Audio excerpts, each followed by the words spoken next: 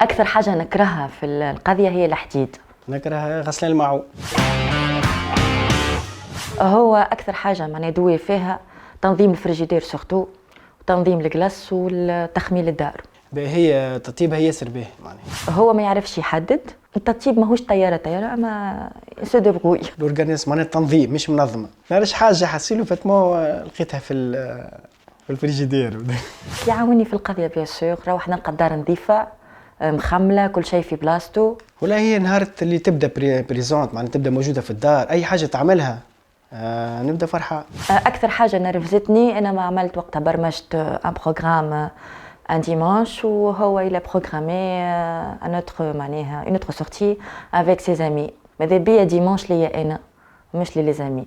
ساعه تحكمني باش نخرج من الصباح لليل، هي تتقلق تقول لي في الويكاند نورمالمون يعني تقعد تعديه معايا وكذا، فهمتني؟